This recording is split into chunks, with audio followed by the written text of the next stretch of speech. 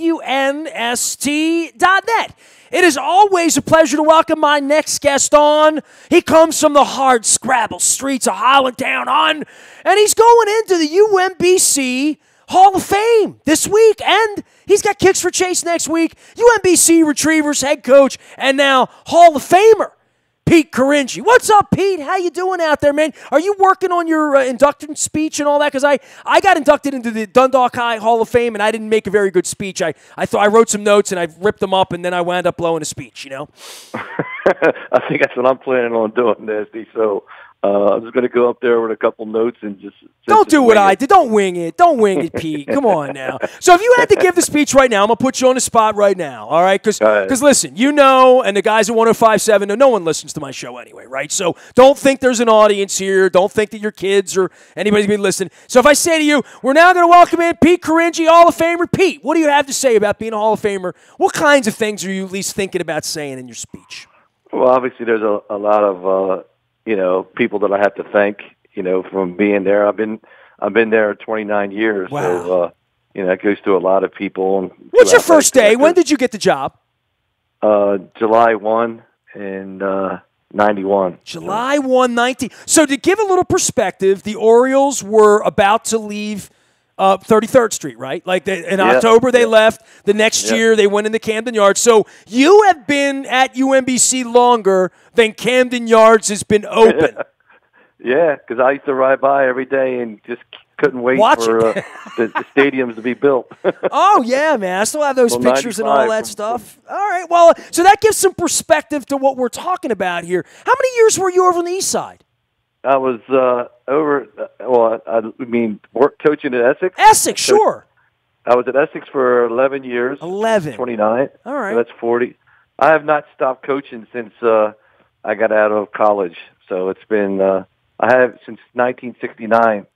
I played high school at Calvert Hall, college at BU, and never had a fall season off since 1969. Well, I've known you since Essex, because you recruited on the East Side. I graduated in '85. When I came out, the guys that in my school, the Kerry Locklears and Victor Carls, and the guys that played on the soccer team at Dundalk, going back to '85.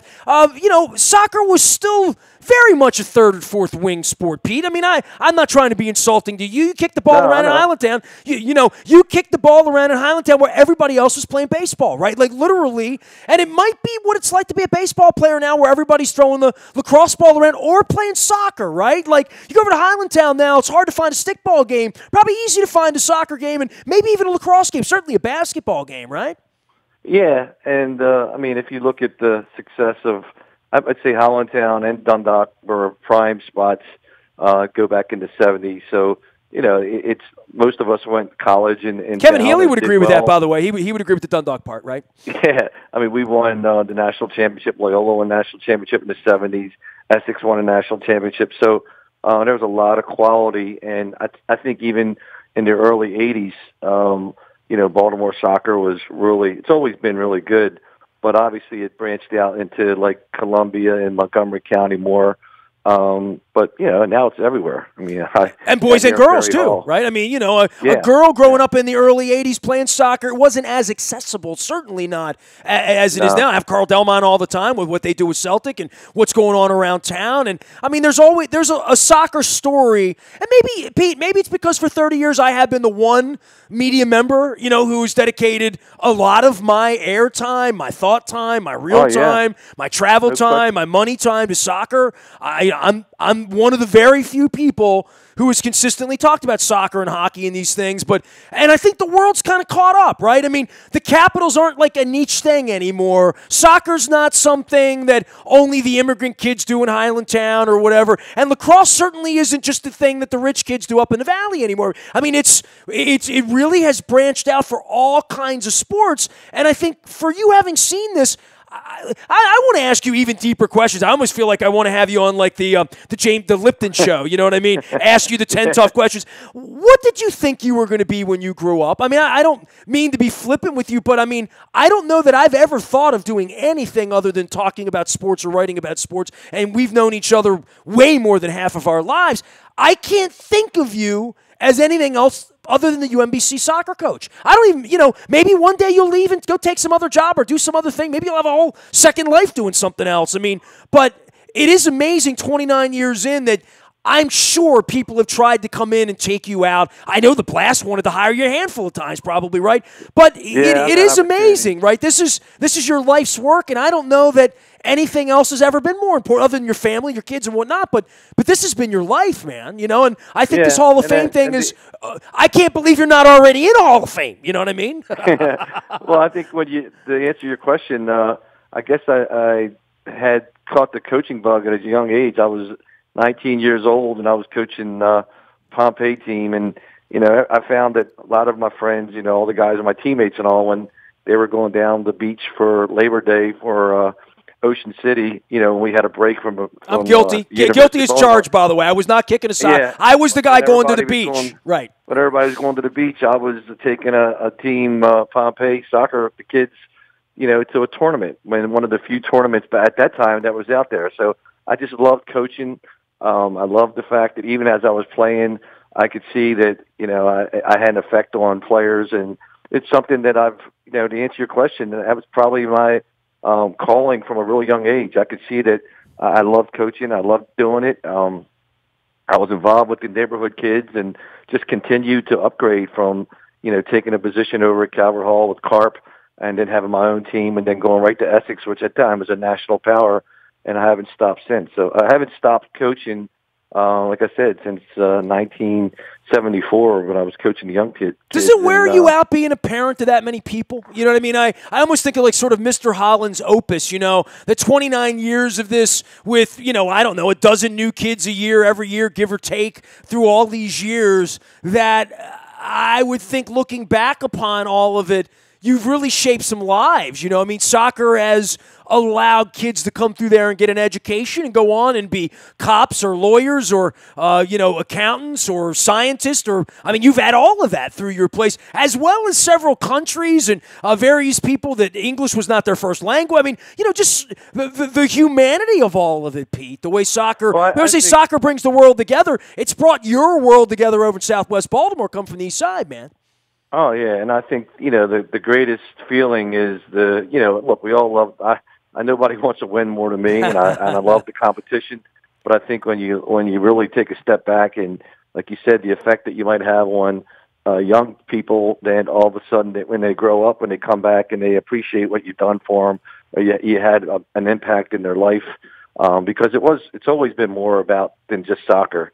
I've never told a player, I've always told players, I don't want you to come to play for me and just play for me and I'll see you later when you're done. I want you to graduate and I want to be in your life. And that's well, 29 years later, there's a track record for that, right? A kid coming in at this point doesn't have to question that. But in the beginning, that was part of a sell for you that not everyone could promise that and back it up, right? Yeah. And I was young coaching, and I was coaching at Essex my first year. You're still young. #1 in the country. I've been at your office. I was 25 years old coaching at Essex, and we were #1 in the country my first year. And I literally had players that were older than me that had transferred back in. And so you have to form relationships, but you also have to command that respect. So that's always been something that you understand, the importance of relationships, but they can't cross that line of, being too close versus just, commanding that respect on and off the field. Well, Pete, I've been going on the campus out there for, better part of 30 years, and I miss the rack. Now that we have a new place, I miss the old place, and I know you miss the old fields and the new fields, and, you guys have remodeled 5 times around there. For everything that the university represents at this point, when you see the new arena and you see what you've done and you've been to a Final Four and you've climbed these mountains and you have these kids and they're putting you in the Hall of Fame and all that stuff, even for my wife, we've been married 16 years now, we go out there and she circles around. She's like, man, this place has really grown, and she's only seen sort of the half of it. She doesn't remember the peanut you walked into back in 1991, right? Oh, yeah. Yeah.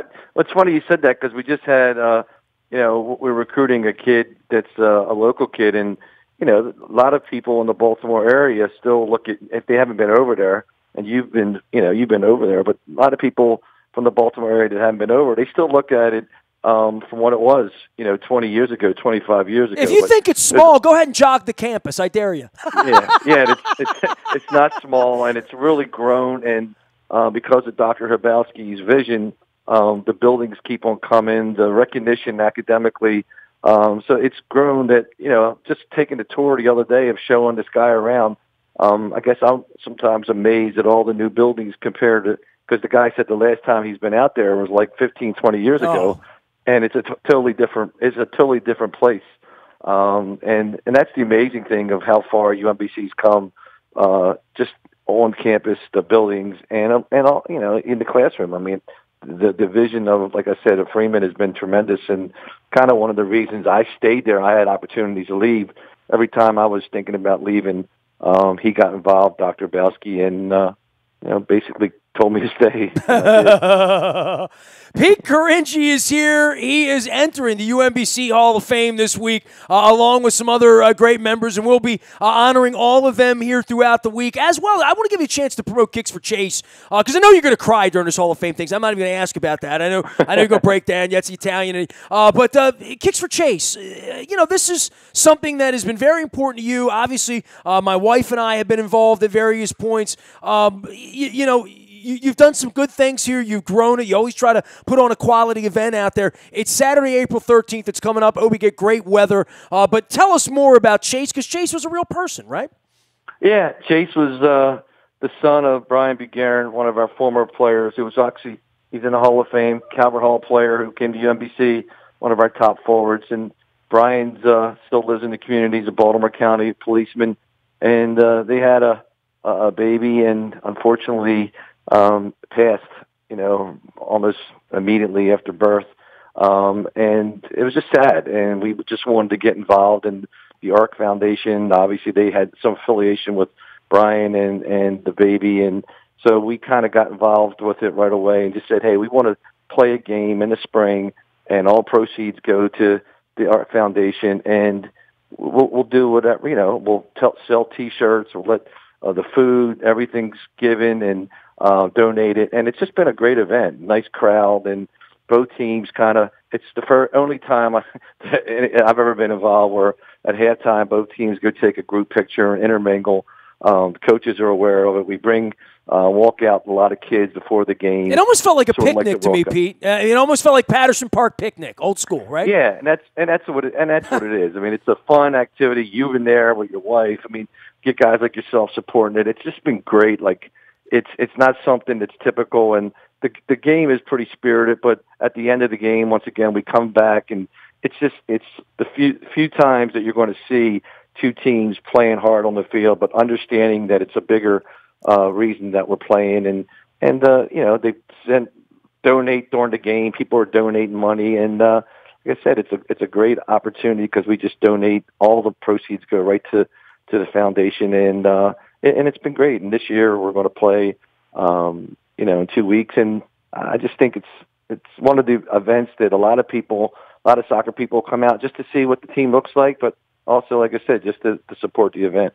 Pete Caringi was the first person to see my wife's wedding ring before my wife saw it, actually. I just picked it up and said, I'm going to propose to my wife. And he's like, what? Well, proposed to my girlfriend at the time, who became my fiance, who's now been my wife for 16 years. He is going into the Hall of Fame. I am honored to know you and get to tell your story and to chronicle your story here for the better part of 3 decades. And I hope you have a big night at this hootenanny here this week. Hope you guys have a lot of success on the 13th for Kicks for Chase as well. And it's supposed to be the off season for you, but there's no such thing, right? No all season, but I really do. I want to say, Nestor, I really do appreciate all that you have done throughout the years for soccer, for one, the area soccer, college soccer, and for me personally, because as you said, it's always been. There's never been a time where I think you've refused to do anything for the Baltimore area soccer, and you've always been one of the big supporters and someone who I can always count on.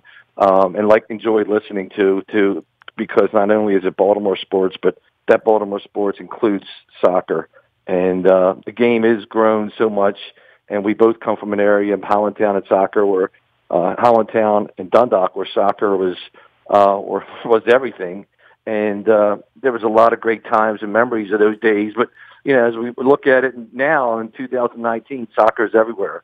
And you've always been one of those guys that have been very supportive of when the World Cup was playing, no matter where it was, anything to do with Baltimore soccer and UMBC. So, going into the Hall of Fame is an honor this week, but I do really, and I sincerely do appreciate everything you've done for me and UMBC and Baltimore soccer. You're going to make me cry, Pete. Stop. Cut it out. No, I just wanted to say that, really. Oh, cut it out. All right. So, Pete Caringi here. You can find him somewhere with a soccer ball in his hand, a whistle, a sweatshirt on, UMBC gear. I got to get some UMBC, some fresh gear. I saw the gift shop out there. I got to get some fresh gear. I got it for you. I got your gear all set. I sweat through the other one, man. I got a shirt for your wife, too. I got a shirt for your wife, too. So I sweat all through the other one in my yoga class. So it's starting to get smelly. I got you. I got you all hooked up. Bright yellow. The bees like it better that way, Petey. All right, man. Take care of yourself. You better cry when you're going in. All right. You better show some emotion. All right.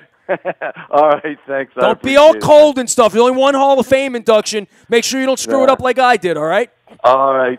Take care. See you, bud. There he goes. Pete Caringi joining us. UMBC, my dear friend. You can find us out in the buyatoyota.com audio vault 24 hours a day from anywhere in the world on your mobile device by downloading the TuneIn radio app. We do come in crystal clear from anywhere in the world. And, of course, last but not least, all breaking news comes to you courtesy of our friends at Coons Ford Security Boulevard. And Dennis Colatzos will be here on Thursday from 3 until 5, driving you home. We got the draft coming up. The Orioles are sending guys up and down. Hell, I don't even know these guys' names. I'm trying to figure it all out. I need a scorecard. It's baseball season, almost playoff hockey and NBA season. We got horse racing stuff happening. We'll have the Preakness out of Pimlico and get things happening around here. You can find me, Nasty, at WNSD.net. I am on Facebook and Twitter and LinkedIn and Snapchat and Instagram and streaming live right here on our Facebook Live as well as our YouTube WNSTV channel. We are WNST.net, AM 1570 and WNST, Towson, Baltimore, and we never stop talking soccer, UMBC, and Baltimore sports.